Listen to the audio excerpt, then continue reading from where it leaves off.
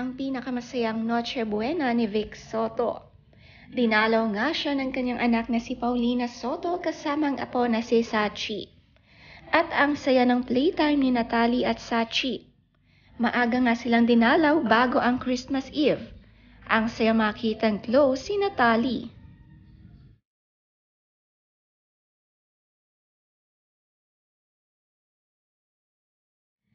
Sina Christine at Oyo ay nakadalo sa Noche Buena 2022 ni Vic at Pauline.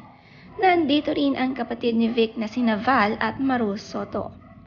Sina Wahoo Soto at Nina Soto ay nandito rin. Hindi nga kompleto dahil sa iba ng Christmas Eve ang anak niyang si Danica Soto at Mark Pingris.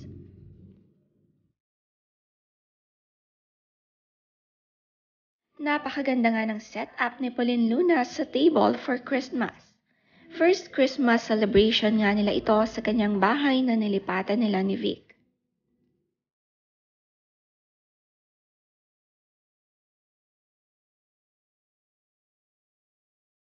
Ang mga apo ni Val Soto masayang nakabanding ang anak ni Oyo Soto at si Tali. Kulang man ang magpipinsan, naging happy pa rin ang celebration ng Soto family.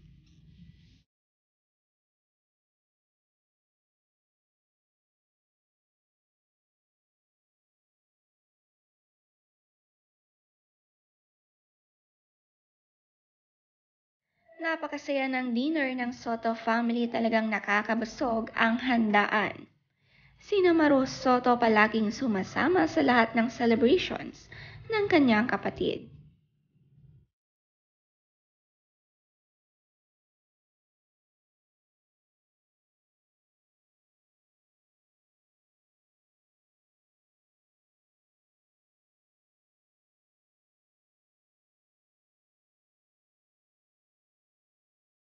Si Tito Soto nga ay hindi nakapunta sa celebration ng Christmas ni Vic Soto. May sariling Christmas party nga ito sa kanilang bahay.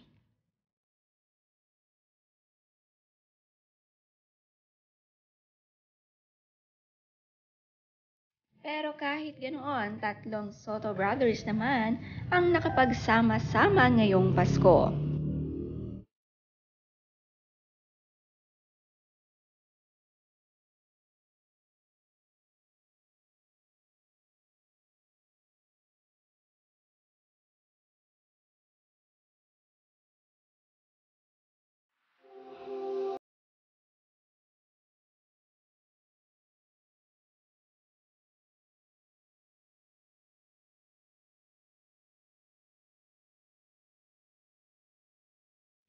Maaga pa lang ng Christmas Eve, nakaprepare na lahat sa bahay ni Pauline. Nakaka-inlove nga ang setup dahil sinunod nila ang lucky color of next year.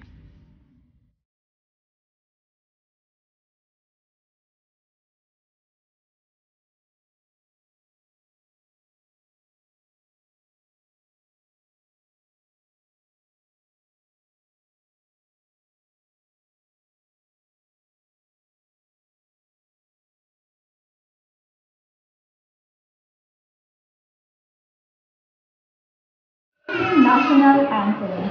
Please remain standing.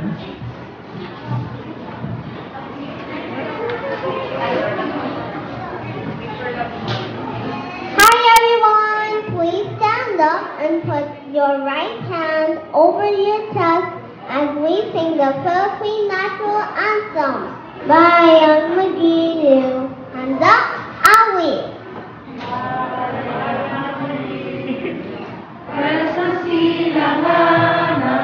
Alam ng puso, sabi mo'y mahal, buhang hinina, ngayon ka na magising sa manhulupit.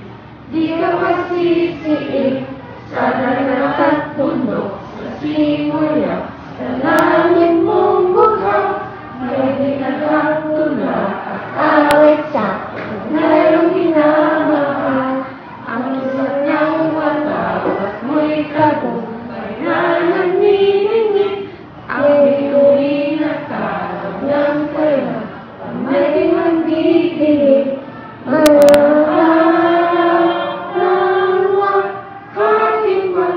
Nakakatuwa naman si Tali Sotong kumanta ng Lupang Hinirang sa Christmas party ng kanyang school. Kabisadong kabisado at proud moment nga ito ni Pauline Luna. Sabi niya sa caption, "So proud of my little girl. She led today's singing of the national anthem at her school's Christmas program. Mommy will always be here to support you.